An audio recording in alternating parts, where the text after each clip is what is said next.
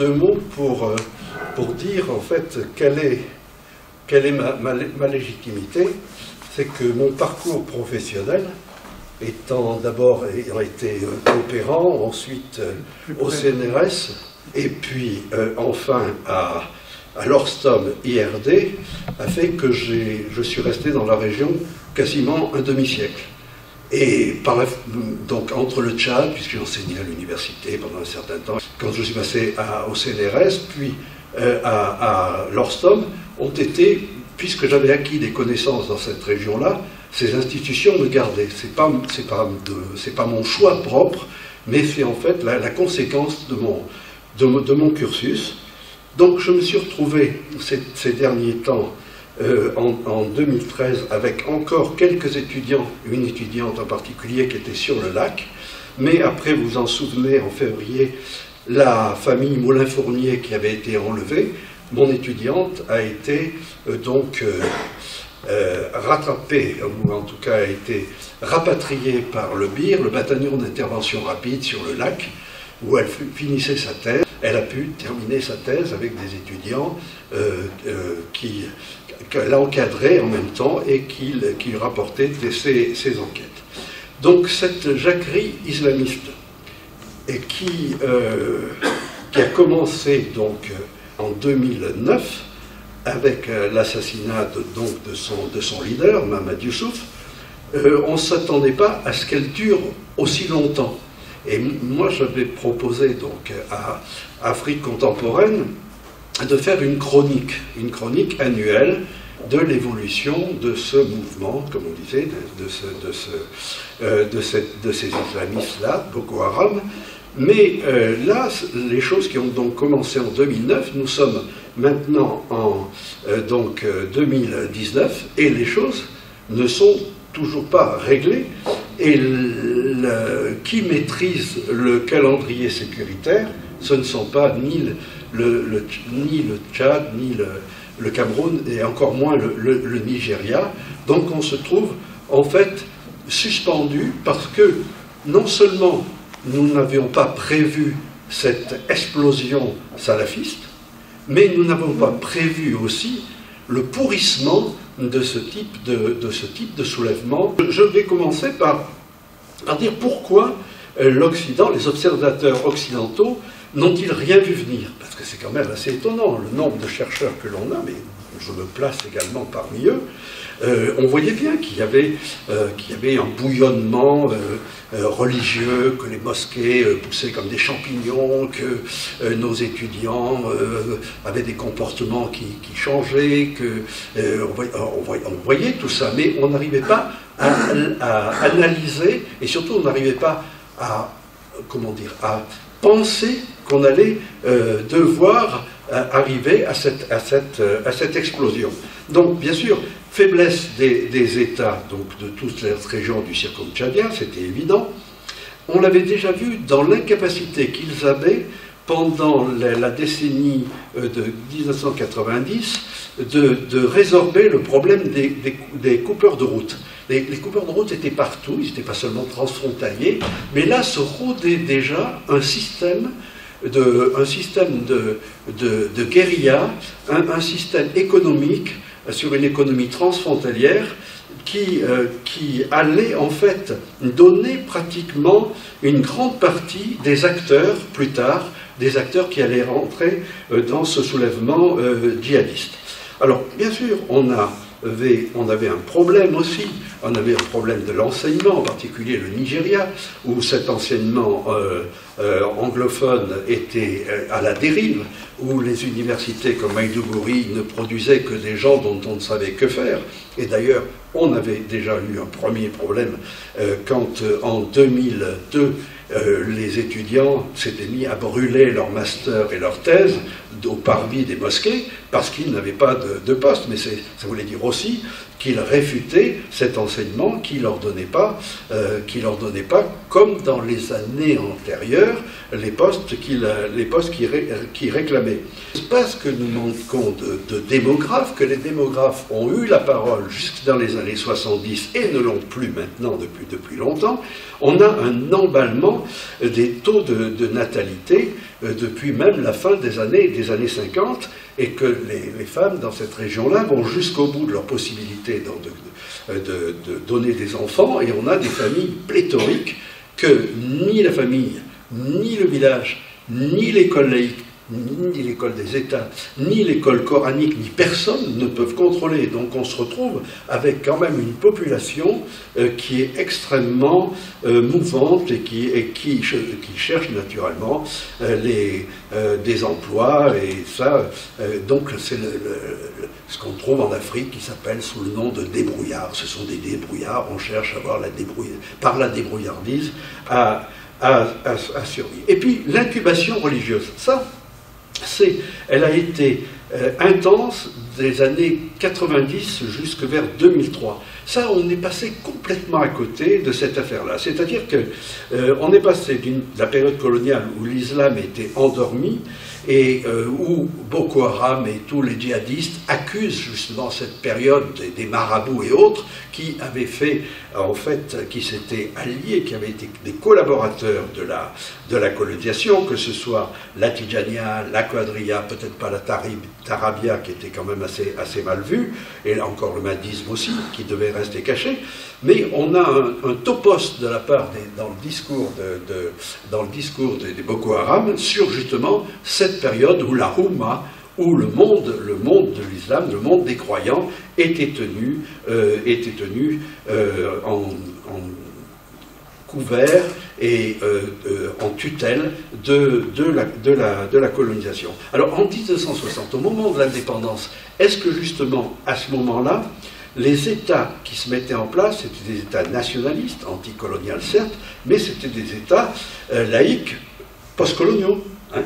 Et est-ce qu'on avait bien à ce moment-là réglé le problème? Est-ce que le contrat social et politique qui avait été scellé à ce moment-là n'avait pas trop écarté l'héritage islamique? On peut s'interroger sur ce sujet-là. Donc, dans les années 80-90, arrive de l'université islamique de Médine ce qu'on appelle les nouveaux oulémas, ou les premiers salafistes qui font commencer ce bouillonnement religieux. C'est-à-dire ça commence en disant vous les imams, vous n'avez pas à suivre les chefs, alors que dans l'ami d'Apple, dans les principautés musulmanes, c'est le chef traditionnel qui dirige la prière et c'est lui qui a le pas sur l'imam.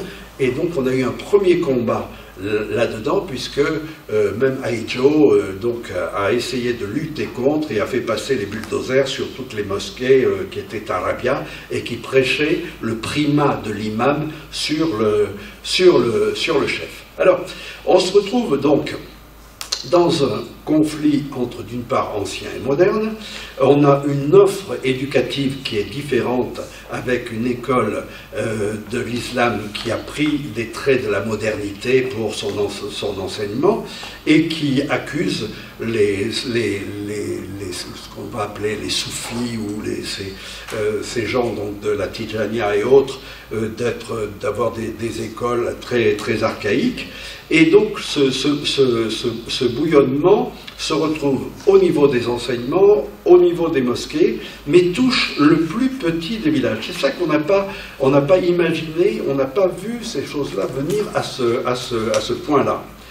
Et ceux qui vont le plus réagir à tout ça, ce sont les Bornouans, les Kanouris. Parce que qu'est-ce que le Bornou?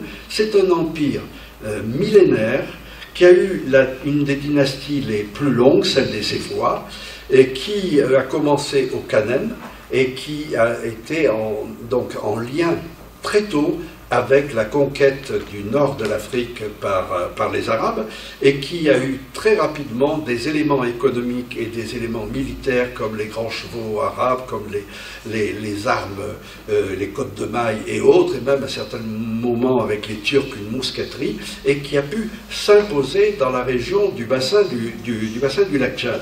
Au début, le premier royaume, ça a été le Kanem, au nord du lac Tchad. Et puis ensuite, le Kanem a basculé au sud du lac Tchad, et c'est le Bornou. Mais c'était le royaume du Kanem Bornou, c'est à peu près la même langue. Et ces gens-là ont petit à petit absorbé des populations, par l'islam, des populations qui ne l'étaient pas. Des vieilles populations comme les Sao, des populations comme les Maubeurs, comme les etc. Donc c'est un ensemble d'ethnies qui se trouvent absorbées dans un creuset qui s'appelle le Bornou, ou le royaume du Bornou, ou l'empire du Bornou. Bornou ressurgit en tant qu'État fédéral du Nigeria. Donc à un certain moment, je devrais me dire le Bornou en tant qu'État fédéral, ou le Bornou en tant qu'histoire du passé antérieur à la colonisation. Ce royaume-là a été à ce point-là pendant si longtemps l'élément civilisateur. L'élément civilisateur, c'est-à-dire, pour eux, l'élément civilisateur, c'est l'islam. C'est eux qui ont apporté l'islam, alors que les États Haoussa étaient encore païens, alors que les Peuls ne venaient que traîner autour du lac Tchad avec leurs troupeaux, que le Baguirmi était très peu de choses, et les Bornouans, c'est-à-dire l'État de Borno, le Maïdougouri, ont le sentiment qu'ils ont été missionnés par Dieu pour apporter l'islam et la civilisation dans cette région-là.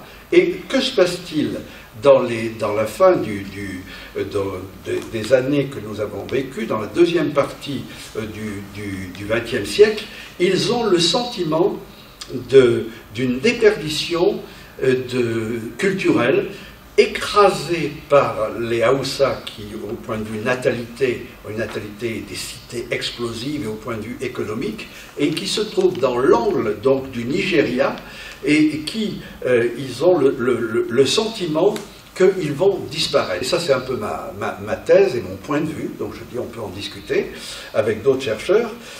Les Bornouans étaient ceux qui ont apporté en tout la culture. Je me souviens d'une conférence qui était tenue par mon ami l'historien Mohamed Ouelrich. Dans les années 90, on faisait de grandes rencontres culturelles dont telle ethnie se donnait à voir aux autres au plan national. Les journalistes étaient. Les Kanouris avaient fait eux aussi leur grande réunion et c'était l'historien Mohamed Ouelrich qui apportait le discours sur l'importance qu'avait été le peuple bornouan, même quand les Peuls ensuite avaient conquis toute cette région-là à partir de l'empire de Sokoto, en disant que tout venait du Bornou, c'est-à-dire la façon de vivre dans les birnis, dans les villes, la façon d'organiser le pouvoir, les différents métiers, tout venait là-dessus. Et je me souviens de cette phrase parce que le public était à la fois composé de Bornouans et également de Peuls. On était à Garoua dans le Nord-Cameroun et Eldridge disait Kanouri non fermi Fulbe, ça voulait dire les Kanouris, c'est eux qui ont civilisé les Peuls. Alors il y avait les Peuls qui se disaient, ils étaient là avec leur petit chapeau, ils disaient quand même, là, ils étaient fort et tout. Mais ce qui était intéressant, et les Kanouris se sont dressés comme ça, en disant voilà, devant les Peuls, on dit la science, à travers Mohamed Ouelrich, dit ça. Et puis Mohamed Ouelrich continue et dit mais même les Peuls qui sont arrivés dans leur conquête, et qui étaient des guerriers et des éleveurs, manquaient bien sûr d'artisans, mais surtout manquaient de religieux et de juges.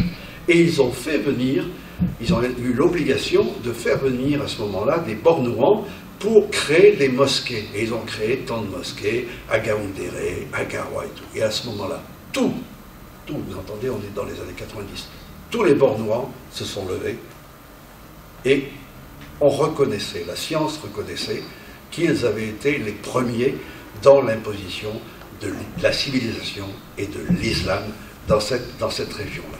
Et là, maintenant, dans ces dernières années, ils ont le sentiment de tout perdre, et de perdre leur lac. Parce que le lac Tchad était entre le Kanem au nord et le Bornou au sud, mais ce sont les mêmes groupes. Il y a intercompréhension entre le Kanembo et intercompréhension avec le Kanouri. Et au milieu, il y a les Yédina, qui, curieusement, se sont islamisés dans les années 1920-1930. C'est pour vous dire que dans le Tchad, aucun des empires qui a tourné autour du lac Tchad n'ont réussi, en fait, à domestiquer, entre guillemets, ou à civiliser ces peuples des marécages. Donc ça donne l'idée maintenant que Boko Haram est entré dans ces marécages et a fait une alliance avec les Boudouma, la difficulté de l'en faire sortir. Et on a, dans les 76, avec les travaux du géographe Bouquet et tout, qui avait bien étudié la chose, on avait à peu près 0,7 millions d'habitants autour du lac Tchad. La Tchad, pour vous dire, c'est un peu moins que la Belgique. Et maintenant, on est en 2013 et on a plus de 2 200 000 personnes. C'est vous dire qu'il y a une forme de babélisation, une forme d'arrivée de gens qui ont noyé les Bornouans, qui ont noyé aussi les gens des îles, les Yédimas, et en particulier ce sont des Haoussa, ou des Haoussaphones. Donc il y a une véritable volonté, mais qui n'est jamais dite et explicitée de cette façon-là, de chasser les intrus, les Haoussaphones, et de retrouver. Et l'opportunité, eh ben, ça va être la religion. Et l'opportunité, ça va être, bien sûr, le djihad. Mais c'est ce qui se passe encore avec les peuples actuellement. Vous avez un conflit, et ces gens-là trouvent que la seule opportunité vraie qui va souder les gens, qui va souder les classes d'âge, va être une possibilité de djihad. Donc en même temps on y croit, en même temps on n'y croit pas trop, en même temps on y a cru, en même temps on y croira peut-être, hein, vous voyez, c'est compliqué, on continue un peu de business, on continue rien n'est pur, mais il y a ce fond religieux qui permet de se raccrocher, et qui permet d'afficher les choses et de créer des formes de rassemblement. Alors à partir de là, j'aimerais qu'on voit les dates d'évolution de Boko Haram.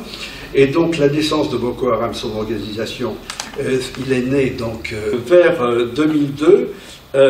Il y a les premiers qui sortent, c'est les étudiants que j'évoquais, qui avaient brûlé leurs thèses et autres, qu'on va appeler à ce moment-là Nigerian Talibans, qui vont essayer de faire un retour à la terre sur la frontière vers le Niger, à Kanama, et puis ensuite vont se retrouver sur une autre frontière vers le Cameroun, et il y a un leader qui est très jeune, mais à ce moment-là, tout le monde est jeune dans Boko Haram, c'est un problème de jeunesse, hein, il faut voir ça. Mohamed Youssouf, qui se radicalise. Un temps, il reste avec les frères musulmans, ce qu'on appelle là-bas au Nigeria les Ala, et jusqu'en 2004. Et puis ensuite, il bascule dans une radicalisation, c'est-à-dire qu'il veut, comme toujours, que la charia soit totale et imposée, y compris aux chrétiens. Là, le gouvernement nigérian ne comprend pas trop ce qui se passe, il pense que c'est une secte parmi d'autres, et comme il y a moins d'une trentaine d'années, ils avaient écrasé les Maïtatines dans la région de Kano en 80, ils pensent qu'on peut refaire la même chose. Et là, après une manifestation, je ne rentre pas dans les détails, où le leader va être exécuté par la police, une exécution extrajudiciaire, comme on dit. Et à ce moment-là, il y a une réaction qui est jugée comme par l'armée qui est disproportionnée, puisqu'on a à peu près 1 millier de morts. Mais c'est plus la même période que les Matsatsilé. C'est-à-dire que là, il y a des vidéos partout, il y a des images qui démontrent cet excès et qui va faire basculer à ce moment-là l'opinion, si tant est qu'il y ait une opinion réelle, mais disons un équivalent d'opinion, du côté de Boko Haram. Et là, le mouvement, c'est 2009, va basculer dans la clandestinité, et c'est Chekaou, c'est Aboubacar Chekaou, qui n'est pas très charismatique, mais qui est très violent, et qui va mener le combat. C'est celui dont j'avais dessiné, j'avais fait un peu pas la caricature, mais je l'avais croqué à partir d'un certain nombre de photos. Et là, ce qui se passe, et c'est ce qui surprend tout le monde, et moi, ça m'étonne que je vois qu'on ne pose pas les bonnes questions quand on se trouve dans les médias. Comment se fait-il qu'en quelques mois, une armée véritable, bien équipée, comme le Nigeria, va refluer, va abandonner ses casernes, et un peu plus tard, l'armée camerounaise, sur ses frontières, entre Mora et Kolofata et autres, vont faire la même chose, devant en fait des gens qui n'étaient rien avant, et qui se sont, en quelques mois, organisés dans une armée qui leur tient encore tête jusqu'à maintenant. Alors, bien sûr, on a évoqué les motos chinoises. C'est les motos chinoises depuis 2004, excusez-moi, sont là partout, pas chères. On va les chercher à Cotonou, à Douala, etc. Ça fait les mototaxis. Les gars peuvent vivre là-dessus en faisant du transport, de personnes, tout ce qu'on veut, surtout de la contrebande sur les frontières.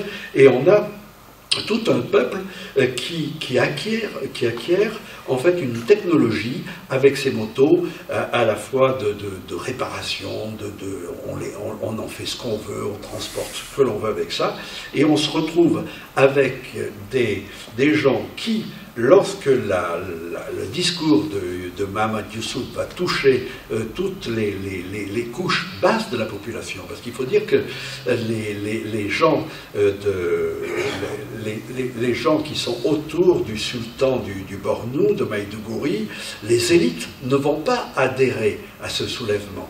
Ils sont déjà dans l'ensemble des élites, avec les Haoussa, l'ensemble des élites musulmanes du nord Nigeria. C'est en fait le petit peuple qui ne va pas vouloir suivre ces élites et qui va dire non, nous existons, nous voulons que le Bornou existe et nous continuons. Et c'est la mobilisation des métiers, car le Bornou est resté un pays où les métiers sont extrêmement différenciés. Quand vous êtes agriculteur, vous l'êtes de père en fils. Quand vous êtes tailleur, vous l'êtes de père en fils. Quand vous êtes forgeron, vous l'êtes de père en fils. Quand vous êtes commerçant, etc., etc. Chez les Kotoko, au Cameroun, c'est également la même chose, les Mandara aussi, parce qu'ils sont dans l'ancienne mouvance de l'empire du Bornou. Et c'est ces métiers qui vont se qui vont se mobiliser et qui vont se soulever au nom donc de l'islam, les bouchers en particulier, puisque Kaou est issu des bouchers, et les journalistes, Joanne Tilouine et tout du monde, et même Corentin Cohen, ont dit mais il y a un problème avec les bouchers.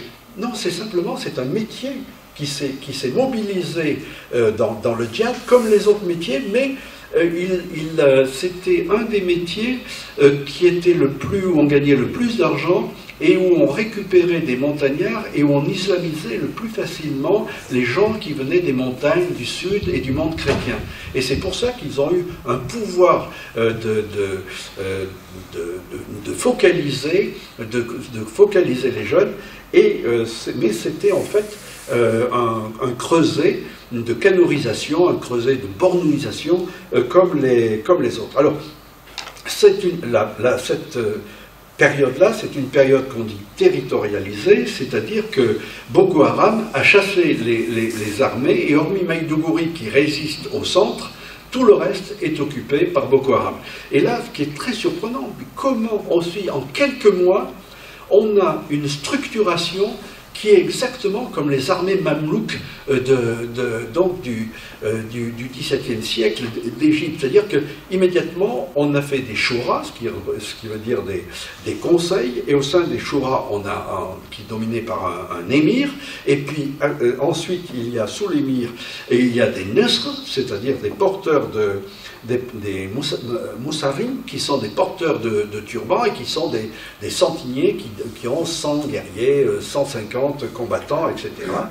Et là, on a aussi un recrutement de tous les al-Mujahideen, c'est-à-dire de tous les écoliers coraniques qui sont là, ou les foukarabés, selon la langue que l'on peut bien utiliser. Et là, à ce moment-là, on a une prise de la région qui fait que les États sont obligés de bouger. Le Maï du Bornou, le sultan du Bornou, il a subi au moins, à ma connaissance, 3 attentats contre lui, parce qu'il ne marche pas dans le soulèvement de Boko Haram. Donc il y a même le dernier, c'était un handicapé qui s'est fait sauter, il en a réchappé. C'est-à-dire que c'est l'élite des Saraounas, c'est-à-dire des nobles, sont très inquiets les grands religieux, les Gooni, n'ont pas marché dans ce soulèvement qui est un soulèvement des Maloum à la courte science quand même, hein. Et des jeunes. C'est eux qui ont brandi en fait ce soulèvement. Mais ce soulèvement n'a pas pris l'allure d'une libération, par exemple, comme l'Azawad, c'était une libération de la région Touareg. Ça, Bornou, on n'a jamais eu ce sentiment d'avoir une libération du Bornou. Donc ça reste assez caché dans l'idée qu'ont les gens. On n'est plus à refaire avec le Bornou un État qui serait un État comme tous les autres États, mais qui serait différent et qui sortirait du giron du Nigeria. Donc l'idée, si vous voulez, c'est de reprendre en fait l'idée d'un Bornou qui serait toujours la lumière de l'islam dans toutes ces régions, donc qui n'a pas de frontières. Pas de frontières religieuses. Et puis les Bornouans, on les retrouve aussi, eux aussi, jusqu'au Soudan. Donc c'est pas un mouvement de libération nationale. C'est une chose qui ne va pas dans le sens des religieux de Maïdougouri, de très haut niveau, ni des notables autour du Maï du Bornou. Parce qu'on ne savait pas que c'était avant quelque chose qui allait rester uniquement dans le cadre du Bornou. On pensait qu'il pouvait y avoir contamination. Ce qu'ils n'ont pas compris, c'est que les Peuls n'ont pas marché là-dedans. Parce que les Peuls sont des concurrents du Bornou. Eux aussi se sentent missionnés par Dieu depuis le Fouta Djallon, le Fouta Toro. Et c'est eux qui ont créé le plus de royaumes théocratiques dans toute cette région de l'Afrique. C'est pour ça que ça devient très dangereux maintenant ce qui se passe au Mali, et en particulier dans le Massina, où on a l'empire Peul du Massina du XIXe siècle, hein, et les Peuls commencent à s'appuyer également en disant mais nous aussi, nous avons emporté l'islam, la civilisation. Mais concurrence religieuse entre les Bornouans et les Peuls ne sont pas rentrés dans Boko Haram. Les Peuls ne sont pas rentrés dans Boko Haram. Donc pour l'instant, on se retrouve dans quelque chose qui reste dans le cadre du royaume du Bornou. Même si au départ, ils ont tenté un djihad global avec des attaques sur Baouchi, sur la capitale Abuja, sur Kano, etc., etc. Ils se sont retrouvés assez rapidement dans leur cadre historique. Et donc en 2013, l'armée nigériane essaie de frapper fort, mais ces massacres ne font que relancer Boko Haram, et cette armée-là, au lieu d'être quelque chose qui permet d'arriver à une solution, elle devient un élément du problème. 2014, pressentant la coalition, parce que là, même la France, tout le monde dit, écoutez, il faudrait que les États, là, tout autour, là, vous prenez la main, le Tchad, qui a une véritable armée, le Cameroun, qui a une armée qui se tient aussi, bon, même si le Nigeria est en pleine déréliction, même si le Niger est tellement loin de sa capitale, il faut, à ce moment-là, faire quelque chose. Donc, les djihadistes, à ce moment-là, ont fait ce qu'ils appellent leur hijra, c'est-à-dire l'égir. Ils se sont dit, on ne va pas tenir devant l'armée tchadienne. Donc à ce moment-là, il faut qu'on se replie sur des sanctuaires. On a deux sanctuaires possibles. Soit c'est la forêt de Sambisa, qui est au sud de Maïdougouri et qui est vers les monts Mandara. Et là, on a une forêt d'épines. C'est ce que déjà les coloniaux décrivaient. Quand les Allemands sont arrivés là, ils ont dit qu'ils n'arrivaient pas à traverser cette forêt d'épines qui permettait aux populations non musulmanes d'éviter les razzias du Bornou à l'époque. Et ils organisaient même la forêt d'épines, c'est-à-dire qu'ils semaient également des haies d'épines où les villages ont été en fait donc dans des grottes d'épines, etc. Et ça continue encore maintenant, c'est-à-dire que cette fameuse forêt de Sambisa, qui n'est pas très loin finalement de Maïdougouri, reste une caverne d'épines où les camions n'arrivent pas, crèvent, mais où les motos se débrouillent encore pour passer le temps. Donc, premier sanctuaire vers les monts Mandara. Deuxième sanctuaire idéal, le lac Tchad. Donc on a en août 2014 une montée de centaines et de centaines de voitures dont vous n'avez aucun élément, dans aucun journal qui nous annonce ça. Simplement, ceux qui étaient des otages et qui étaient de mes anciens étudiants et qui à ce moment-là étaient otages de Sambisa, ont vu ce démarrage de toutes ces voitures et de tous ces gens en disant ceux qui sont trop marqués, qui ont été dans des relais Boko Haram, là les armées vont venir et vont vous prendre. Venez vous réfugier dans les sanctuaires. Pour les autres, débrouillez-vous. Donc on a une remontée sur le lac. Prêche donc de la Youssoufa, de Mohamed Youssouf, avait déjà pénétré tous ces campements de pêcheurs sur le lac puisqu'ils ont été bien accueillis. Ils savaient où ils allaient. Ils savaient avec qui ils allaient rencontrer, qui allait leur faire les accueillir dans les... Quelques-uns, des fous de Dieu, vont maximiser, si vous voulez, leur investissement dans la foi et ils vont jouer les martyrs. Donc il y a eu quand même de gros massacres de motos qui ont attaqué les chars tchadiens et qui ont fait vraiment leur travail. Mais comme l'armée nigérienne est toujours aussi en déréliction, le Tchad a repris Damasak, a repris Damaturu, a repris Koukawa, a repris tout ça, mais l'armée nigérienne n'arrivait pas à tenir ses positions, à revenir, et tout parce que cette armée-là, il y a un vrai souci, c'est-à-dire qu'il n'y a pas de cohésion entre l'homme de troupe et entre les officiers. Les officiers gardent les munitions et ne distribuent les munitions qu'avant qu'il y ait un coup de tabac et qu'il y ait une attaque. Les hommes de troupe restent 1 an, 2 ans sans solde, etc. Tout est détourné, la nourriture est détournée. Donc c'est une armée qui ne fonctionne absolument pas. Boko Haram arrive et fait des alliances avec les uns avec les autres. Au départ avec les Peuls qui ont envie de venir avec leurs troupeaux sur le lac, ensuite avec certains, mais ils s'aperçoivent que les seuls qui sont vraiment des alliés de choix et qui leur permettent de rester sur le lac, c'est les Boudouma. Parce que justement, ils savent où l'eau passe, comment ça marche, etc. Et puis, et les Boudouma, eux, reprennent également le cabotage qu'ils avaient eu jusque dans les années 70, c'était leur affaire, et ça avait été pris en particulier par les Haoussa capitalistes des grandes villes de Kano, de Zaria et autres, ils avaient été écartés. Donc ils reprennent un peu leur pouvoir économique sur le lac, et l'alliance avec Boko Haram et les Boudouma, ça fonctionne. Les différents pays doivent en retirer toute leur garnison qu'ils avaient sur le lac, sauf les Tchadiens qui ont gardé des garnisons sur ce qu'on appelle la Grande Barrière. Donc le lac est devenu, jusque vers l'arrivée de la ligne de Bol sur le Chari, la partie c'est-à-dire très arabisante et des Boudouma Kouri qui se trouvent à l'est, n'est pas dans l'air Boko Haram, mais autrement tout le reste du lac est devenu un lac Boko Haram. L'alliance entre Boko Haram et les Yédina a fait que on a eu des guerres pour repousser, des combats pour repousser les populations qui étaient entrées dans le lac, que ce soit les Peuls et les éleveurs au nord, et que ce soit les Maubeurs cultivateurs au sud.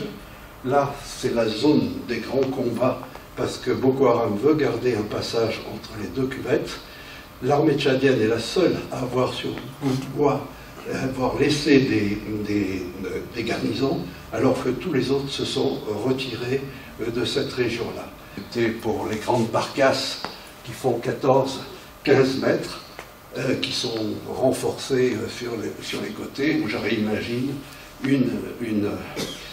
une bande donc de Boko Haram, toujours avec leurs motos, qui dans les îles également fonctionnent encore au milieu des papyrus. Et ça, c'est les Kirta, c'est-à-dire autour de la zone d'eau libre, on a ce qu'on appelle des îles flottantes, qui sont faites avec un bois très léger, qui a une densité plus faible que le liège, c'est l'ambatch, Echinumene et la Proxylon, et là-dessus, les pêcheurs sont là, et là, ils sont en train de se faire racter, où on leur explique la vie, par des djihadistes qui peuvent venir avec leur pirogue à moteur.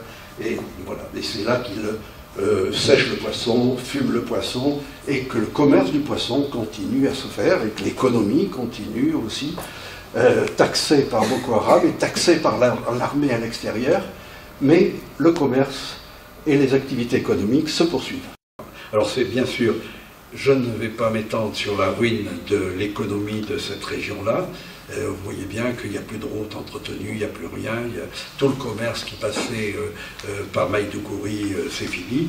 Mais peut-être dire une chose, c'est que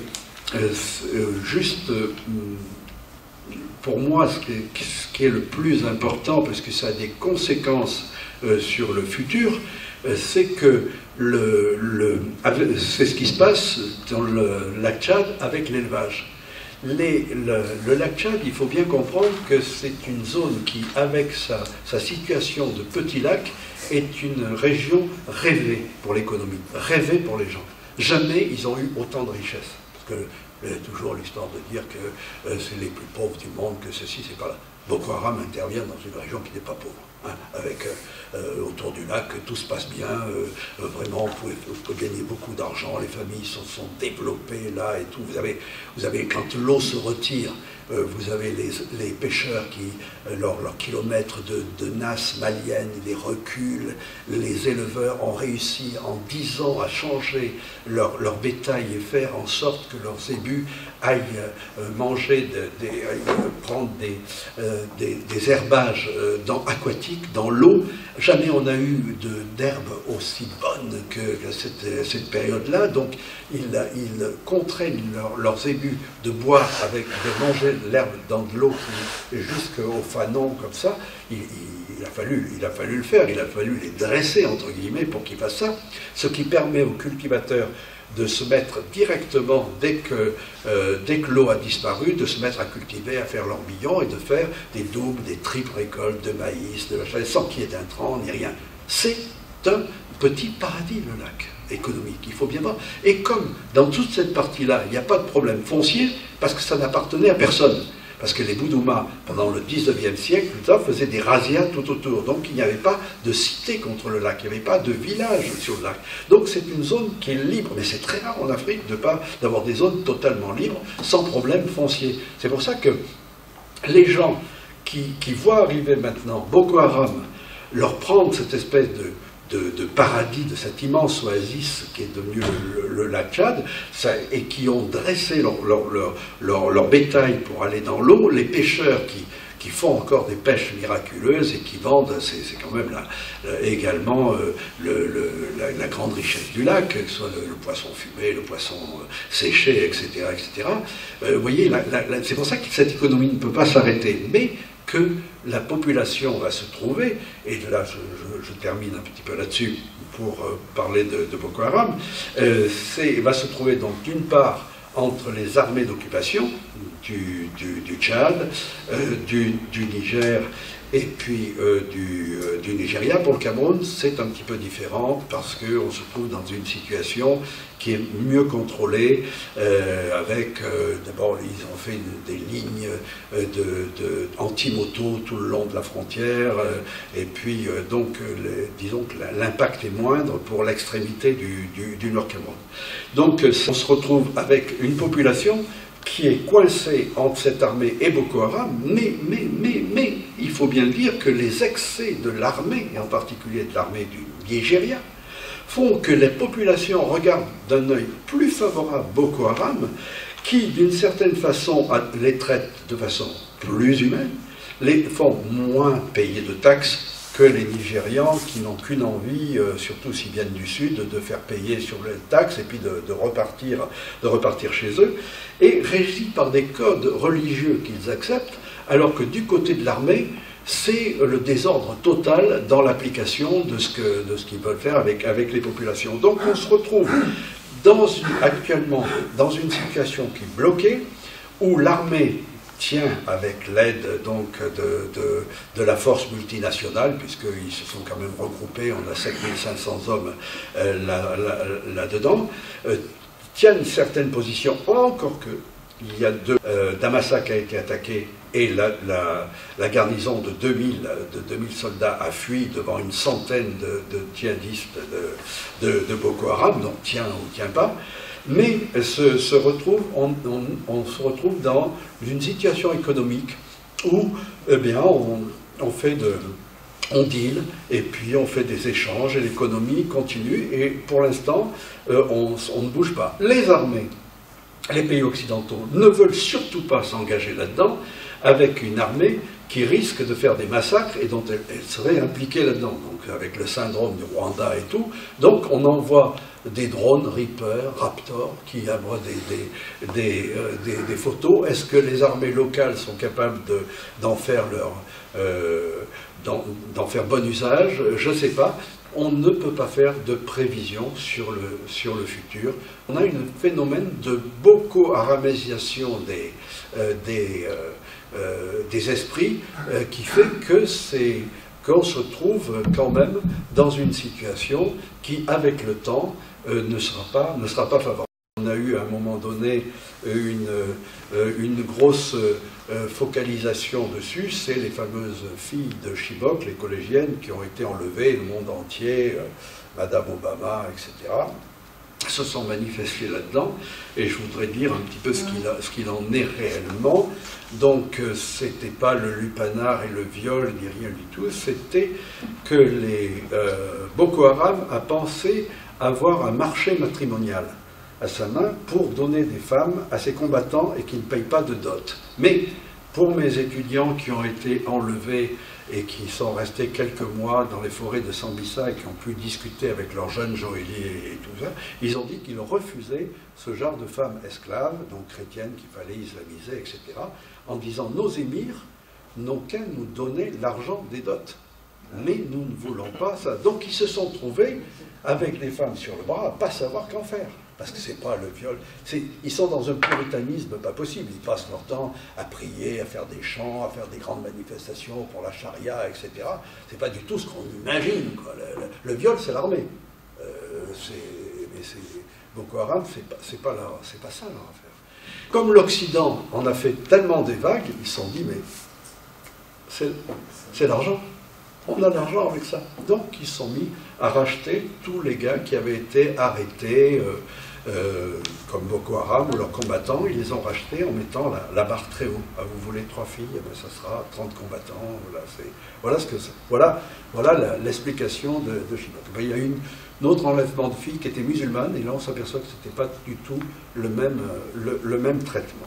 Quand les djihadistes vont faire preuve de leur djihadisme et montrer qu'ils font une action dans ce sens-là, c'est-à-dire dans le sens de quoi?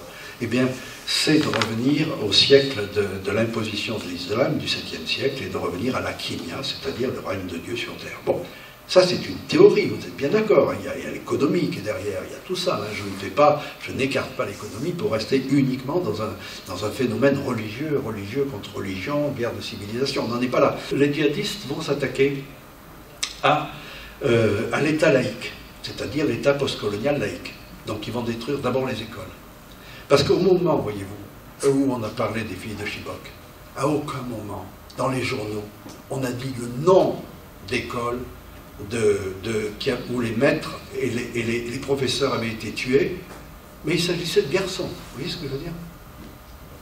Alors que nous, on fait une fixette sur la femme et sur le viol, qui devient un élément prépondérant. Je ne juge pas, je dis simplement ce que je vois dans les journaux. On n'a pas parlé de dizaines de massacres dans les écoles avec les...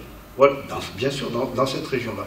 Donc, de façon à peu près égale, ils brûlent les écoles et ils brûlent les édifices religieux. Quand les édifices religieux ou deviennent des forteresses ou bien ils fuient, c'est qu'on a 2 millions, quand même 400 000 gens qui se sont enfuis de devant Boko Haram.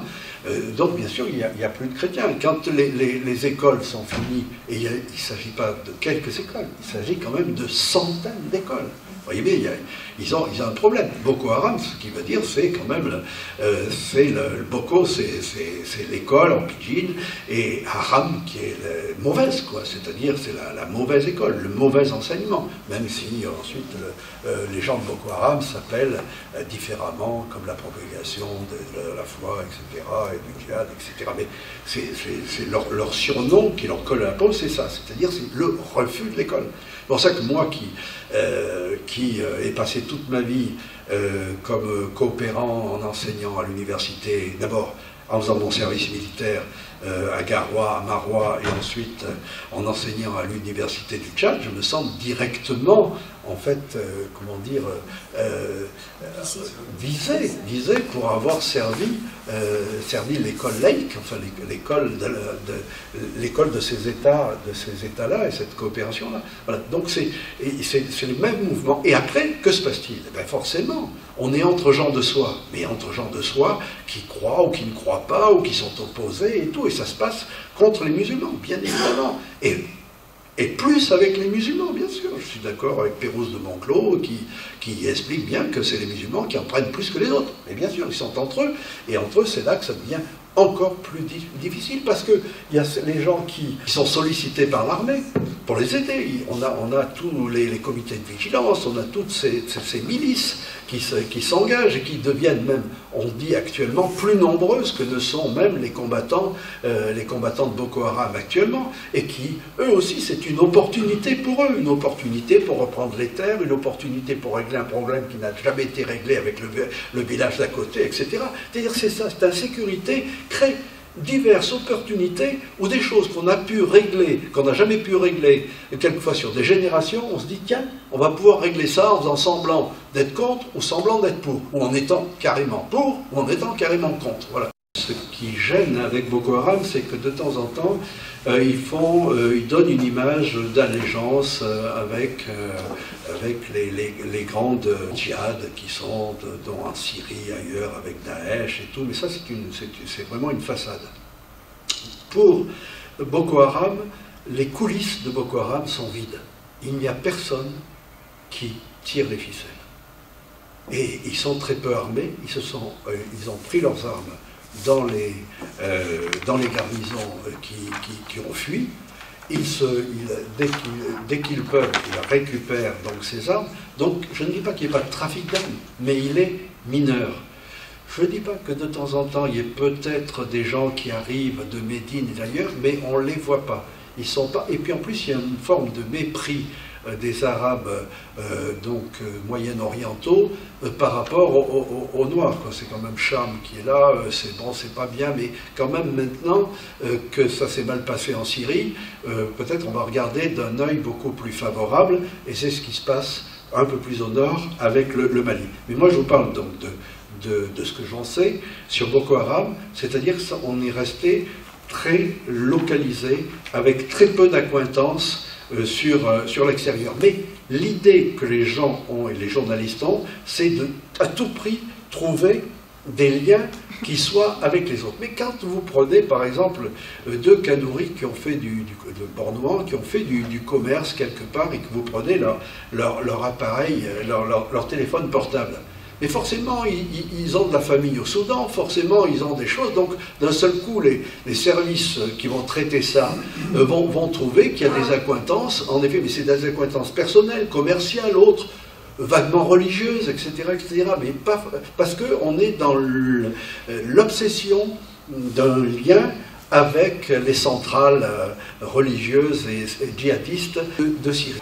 Donc voilà ce que j'avais à vous dire sur Boko Haram, mais quand nous avons un soulèvement djihadiste de type Bornouan, qu'il se trouve en quelque sorte réduit ou donc délimité dans son cadre historique, on arrive à contrôler. Quand ça a été les Touaregs qui sont lancés dans l'Azawad, c'était déjà aussi une volonté nationaliste d'avoir leur État, etc., même si après, ils ont pu prendre également la charia comme une possibilité. On se retrouve encore dans quelque chose qui est limité. Mais maintenant que cette opportunité de rentrer dans le djihad est vue par les Peuls comme une possibilité de sortir de leurs problèmes, là on a un gros souci, dans la mesure où le monde Peul, c'est du Sénégal, c'est donc de la Guinée, c'est toute la zone sahélienne jusqu'au Soudan. Nous sommes très nombreux au Soudan, justement. Donc, et c'est également avec les éleveurs, y compris les Bororo, qui parlent quand même la même langue que les Peuls, de façon plus finement et autres, et qui ne sont pas totalement dans l'islam, puisqu'ils sont avec leur bétail, mais qui y rentrent de plus en plus, et qui sont sur des couloirs de migration depuis les Hauts-Sahel jusqu'au bloc forestier, jusqu'au bloc forestier du pays Banen, par exemple. Hein, ils sont là, les Bororo sont arrivés il n'y a pas si longtemps que ça. Donc ça fait une couverture, donc un espace qui naturellement effraie. Ce qui se passe au Burkina, c'est cette forme de descente avec un djihad qui serait pris, et je ne dis pas ça pour, comment dire, indiquer que c'est de la faute des Peuls ni rien, mais la traduction, c'est que certaines communautés Peuls peuvent trouver une menace, et les autres vont être entraînés là-dedans pour se définir pour et contre. Et les djihads donc du Mali, qui ont commencé, il faut le dire, avec le GIA d'Algérie. C'est quand même le GIA qui a tiré les ficelles au début, avec les Touaregs et autres, et puis maintenant, ce sont au contraire les Sahéliens qui ont pris le pouvoir et qui ont repoussé les Arabes en disant on n'a pas besoin de votre tutelle. Et même la Katiba Massina, au début, était beaucoup plus ouverte aux Touaregs qu'elle ne l'est actuellement, où on peut penser que c'est à 80-90% des populations Peuls. Alors le problème, c'est quel Peul? Parce que c'est un monde, le monde Peul. De dire c'est les Peuls. On ne devrait pas dire ça.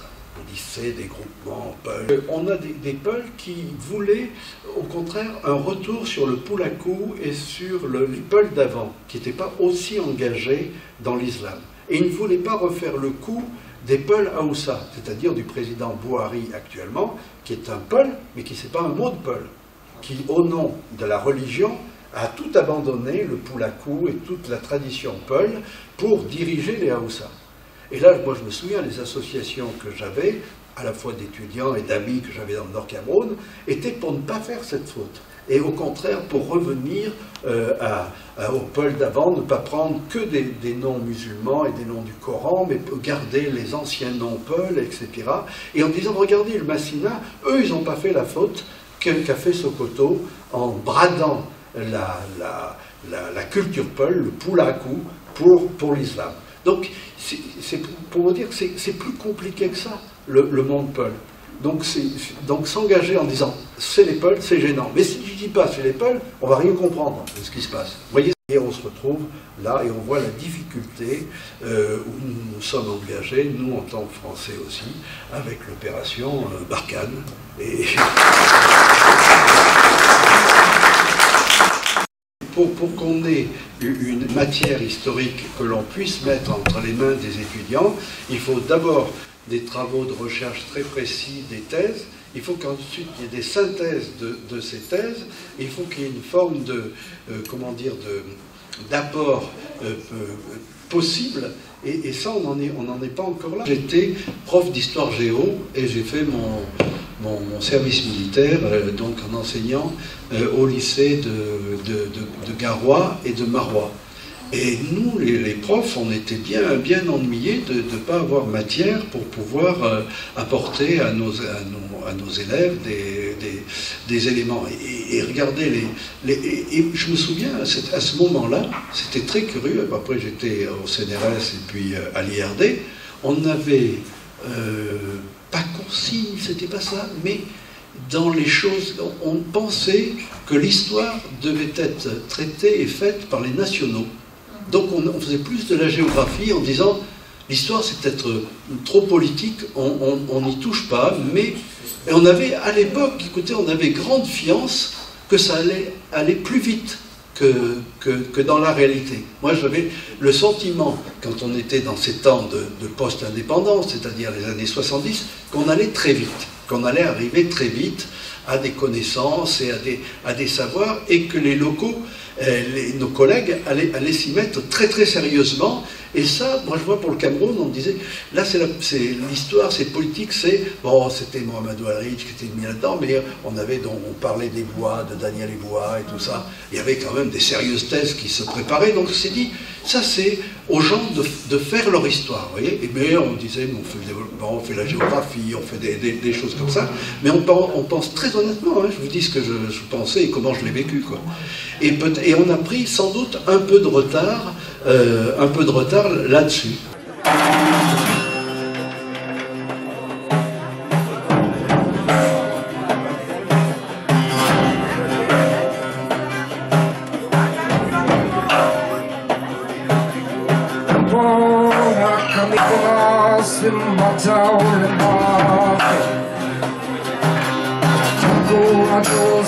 Казань, Рус,